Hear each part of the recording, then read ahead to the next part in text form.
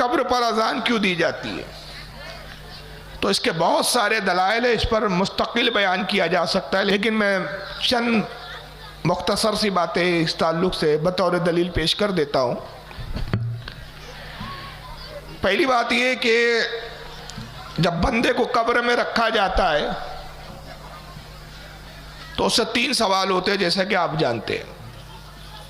और बाद हदीसों में आया कि कब्र में शैतान भी दाखिल होता है, और जब उससे सवाल होता है तेरा रब कौन है, तो शैतान अपनी तरफ इशारा करके कहता है कि कह दे मैं तेरा रब हूँ।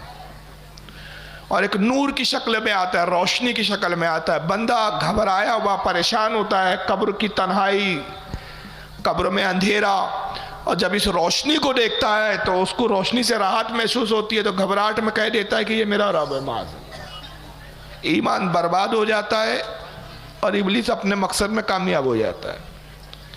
शैतान कब्र में आता है, इसको किन लोगों ने लिखा, बहुत सी हदीसों में आज, जैसे इसको इमाम हकीम तिरमिज़ी रहमतुल्लाह अलैह ने अपनी हदीस की किताब नवादिरुल उसूल के अंदर बयान किया है। इसके अलावा इसी हदीस को इमाम जलालुद्दीन सयूती ने अपनी किताब लक्तुल मरजान फी अहकामिल जान के अंदर नकल किया है।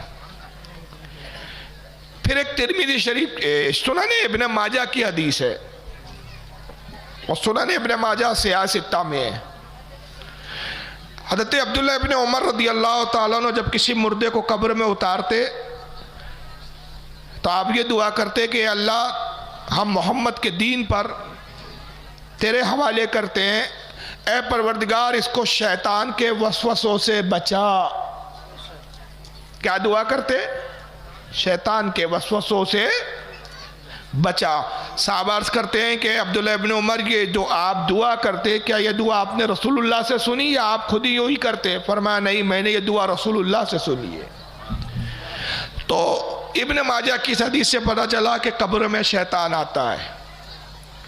सही बुखारी और सही मुस्लिम, इसमें एक हदीस है कि आका फरमाते कि जब अजान होती है तो अजान की आवाज़ शैतान पर इतनी वजनी और भारी महसूस होती है उसकी तबीयत पर कि वो शैतान अजान की आवाज़ को सुनना पसंद नहीं करता।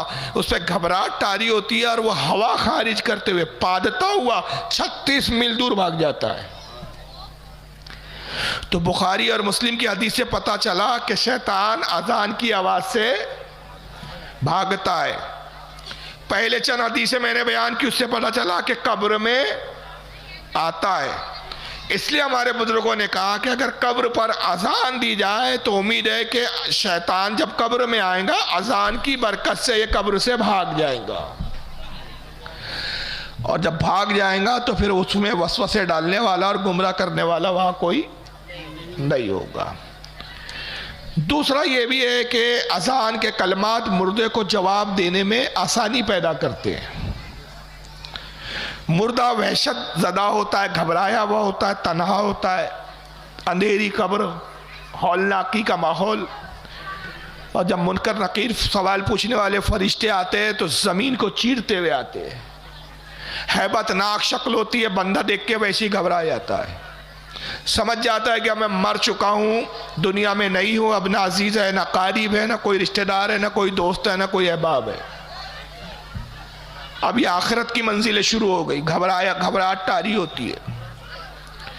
तो अजान उसकी वहशत को दूर करती है और उसको जवाब में आसानी होती है कि जब फरिश्ता पूछता है मन रब्बो का, तेरा रब कौन, तो मौज़िन पुकार के कहता है इधर अल्लाह अकबर अल्लाह अकबर, तो उसको जवाब में आसानी होती है और उसको ख्याल आता है कि मेरा रब अल्लाह है जो सबसे बड़ा है। तो वह अजान के कलमा सुन के फ़ौरन जवाब देता है कि मेरा रब अल्लाह है। फरिश्ते कहते हैं मा दीनों का, तेरा दीन क्या है? मौज़िन कहता है अशहदु अल्ला इलाहा इल्लल्लाह, गवाही देता हूँ कि अल्लाह के सिवा कोई इबादत के लायक नहीं। वो कहता है कि मेरा वही दीन है कि जिसकी मैंने गवाही दी थी कि अल्लाह के सिवा कोई इबादत के लायक नहीं, मेरा दीन इस्लाम है।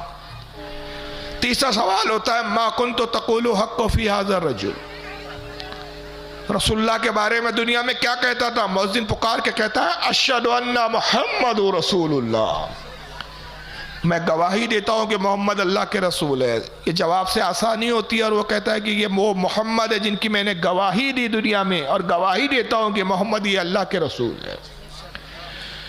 तो ये आसानियां होती है, इसलिए अजान दी जाती है। अब इस पर कुछ शरारती किस्म के लोग अजीब अजीब बातें करते हैं। एक मर गया मरदूद फातिया ना दुरूद, ताहिर गयावी था। और मौलवी चर्चिस की भी एक वीडियो है मेरे पास, जिसमें दोनों बदबक कहते हैं कि बरेलियों की कब्र में शैतान आता है, हमारी कब्र में नहीं आता। जब हमारी कब्र में नहीं आता इसलिए हम अजान नहीं देते। बरेलियों की कब्र में आता है, बरेलियों से बड़ा दोस्ताना है शैतान का, दुनिया में भी पकड़े रहता है, बरेलियों को कब्र में भी नहीं छोड़ता, इसलिए वहां भी आ जाता है। मैंने जवाब देते हो कि आज गलत कहते हो। असल में शैतान मोमिन का दुश्मन है। उसको मालूम है कि भाई बरेलवी जो है वो ईमान सलामत ले गया है, जिंदगी भर तो कोशिश करता रहा कि इसका किसी तरह ईमान लूटूं, लूटने में कामयाब नहीं हुआ। सोचता है आखिरी मौका, अब यहां एक बार कोशिश करके देख लूं। तो ईमान लूटने आता है, और तुम्हारी कब्र में इसलिए नहीं आता, उसको मालूम है लूटा पिटा आया है, मिलना क्या है, जाके वक्त क्यों बर्बाद करूं, खाली खोका आया हुआ है। भाई मुझे बताइए, एक झोपड़ा हो, वहां सोना रखा हुआ हो, और एक बहुत बड़ा महल है, ताला लगा हुआ है, लेकिन वहां रखा कुछ भी नहीं है, चोर डाका डालने झोपड़े में आएगा कि वो महल में जाएगा? हाँ, महल में जाएगा। कौन अक्लमंद है भाई ये?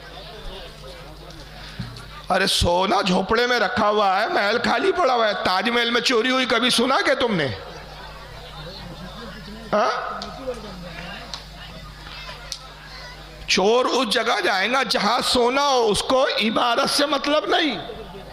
इमारत में माल है यानी उससे मतलब। माल अगर झोपड़े में रखा हो तो डाका वहां डालेगा, महल खाली हो तो उसको कोई मतलब नहीं। तो वैसी सुन्नी गरीब है, मिस्कीन है, अमाल कमजोर है, उसकी मिसाल एक झोपड़े की तरह है, लेकिन ईमान नामी दौलत उसके पास मौजूद है।